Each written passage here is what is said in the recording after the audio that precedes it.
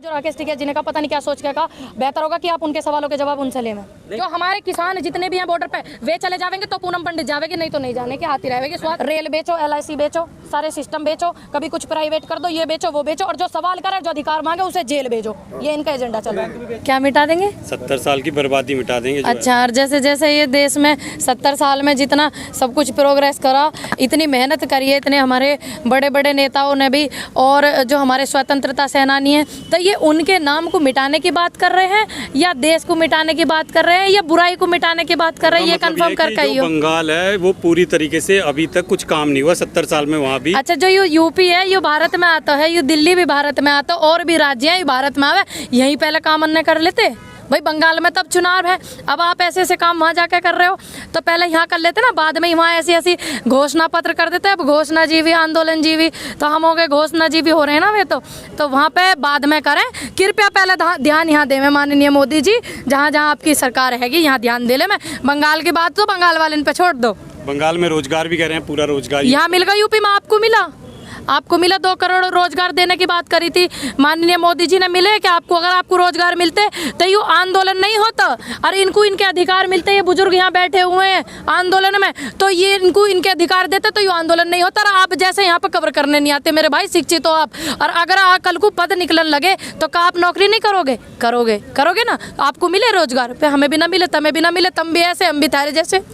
RSS का ये कहना है कि भाई जो देश विरोधी लोग हैं वो इस आंदोलन को चला रहे हैं, उसका आधिकारिक बयान आया है। भैया एक बात तो बताओ, तुम ये जो बुजुर्ग हैं ये कौन? इसका समाधान हो जाता। नहीं, तुम एक बात तो बताओ, ये बुजुर्ग हैं, एक बार आप दिखाओ। नहीं, और वे जब देखते नहीं भाई उस पे जाओ ना, बिल्कुल जो धरातल वाली बात है। ये बुजुर्ग हैं, ये कौन से लग रहे हैं आपको? देश तोड़ने वाले, देश विरोधी लग रहे हैं आपको? ये इतने दिन तक बैठे लग रहे। सलाह जो है ना हमारे देश में क्या होगा, जो सलाह वो सिर्फ बैठी हुई बेड पे सलाह बैठी है, और ये बुजुर्ग यहाँ मेहनत कर रहे हैं और यहाँ आंदोलन कर रहे हैं। बताओ ये आपको लग रहे? इन्होंने ये वही हैं जिन्होंने वोट दी थी, ठीक? और जो वे किसके बयान है? मोहन भागवत जी के। RSS का आधिकारिक बयान है। आधिकारिक बयान है। RSS जो मोहन भागवत जी उनको Z+ सुरक्षा मिली हुई है, आपको पता? और वो जो RSS है वो मेरे हिसाब से शायद पंजीकृत भी नहीं है, शायद कंफर्म नहीं है मुझे, लेकिन मेरे हिसाब से तो वो तो थोड़ा सा करेंगे भैया सरकार के। जब सरकारी लोगों ने सुरक्षा दे रखी है उनको Z+ वाली, तब हम गरीबन के काय को सुनेंगे, इन किसानों के काय को सुनेंगे? तो मैडम क्या लग रहा है पश्चिम बंगाल का चुनाव का क्या असर पड़ेगा इस आंदोलन? देखो, जो आंदोलन पे असर पड़ेगा, आंदोलन पे नहीं पड़ेगा असर, उन पे पड़ेगा जो हमारी सुन नहीं रहे। आंदोलन पे क्यों पड़ेगा? आंदोलनकारी आंदोलन का क्या असर पड़ेगा? आंदोलन पे तो पूरा असर पड़ रहा, देख नहीं रहे आप क्या क्या हो लग रहा? गुजरात में भी चुनाव हुए है ना, तो वहाँ भी असर पड़ा, पूरे देश में असर पड़ा। जब किसी पार्टी ने हमारी देश की जनता के अधिकार को दबाया है और सच को दबाया, झूठ को उभारा, तो हर उस पार्टी पे असर पड़ा, इन पे भी पड़ेगा। आप देखते रहिए। तो मैं तो अनुरोध करती हूँ माननीय मोदी जी से, जो आपकी 2 सीटें आवे थी कभी वे भी नाम है, तो कृपया करके आंदोलन को समाप्ति की तरफ लेके जावें, और जितने किसानों की, मेरे बुजुर्गों की शहादत हुई है उन्हें शहीदी का दर्जा देवें, क्योंकि जब भी किसी आंदोलन में कोई शहीद होते हैं तो उन्हें शहीदी का दर्जा दिया जाता है, और किसानों को सहसम्मान घर भेज देवें, बिल वापिस कर ले।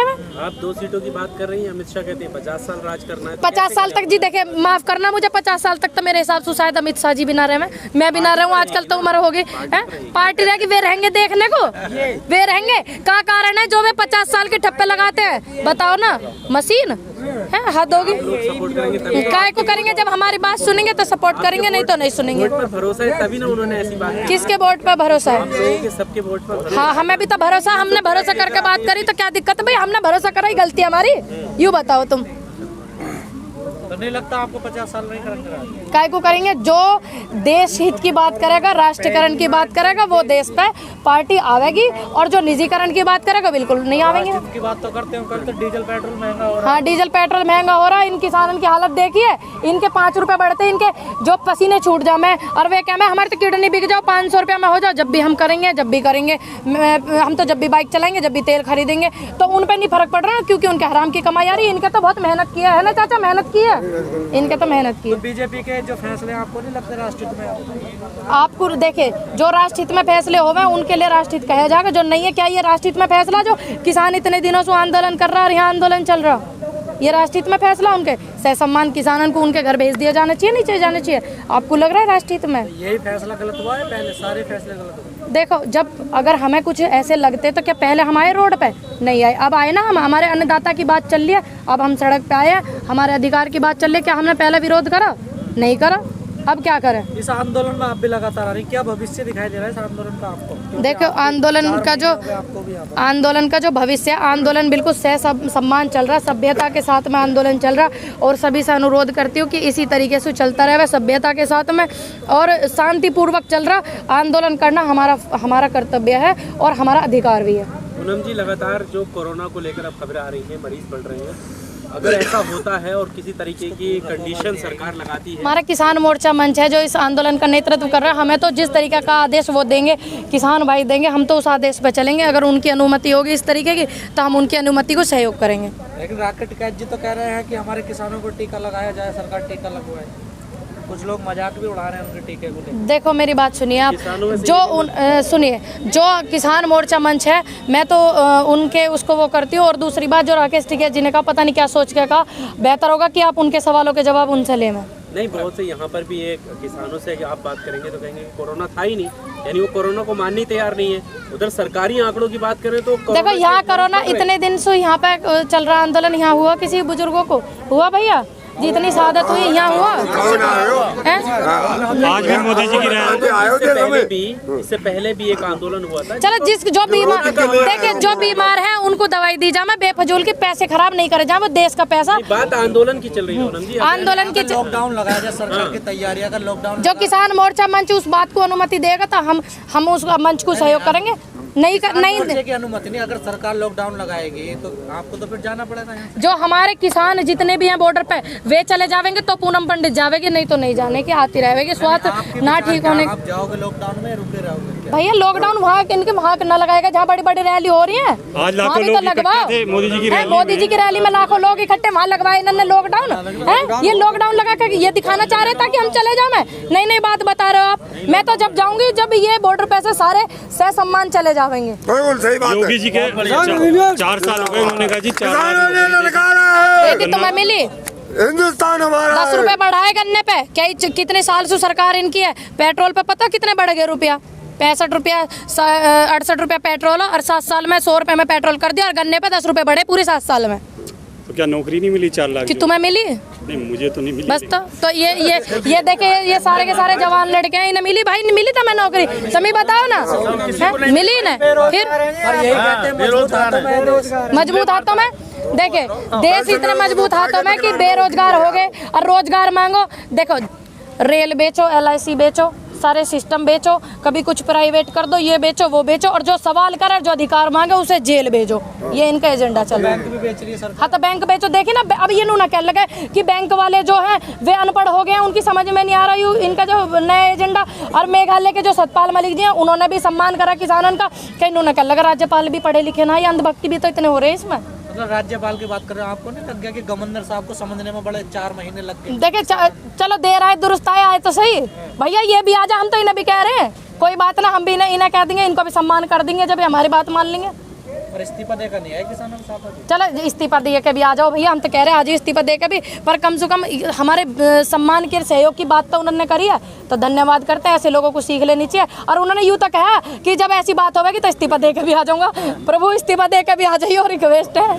पूनम जी, ऐसा ना बीजेपी निकाल देगी, तो उन्होंने कही ना निकाल दो। मैं तो जब भी किसानों के सम्मान में खड़ा रहा हूँ, कहा तो है भाई, ऐसे बुजुर्गों से, ऐसे बड़े बड़े नेताओं से, हम जैसे युवा में एक जोश है ना, एक सच की राह पे चलने वाला उद्देश्य हमें मिला, तो अच्छी बात है। उन्होंने सम्मान के लिए इतनी बात तो कही है, बाकी तो लिकड़ के नारे ढूंढ मिल रहे भैया, एक आध आदमी आवे है निकल के ऐसे। आपको नहीं लग रहा कि नंबर सबका आ रहा धीरे-धीरे? चलिए, अच्छी बात है ना, नंबर सबका आ रहा धीरे-धीरे।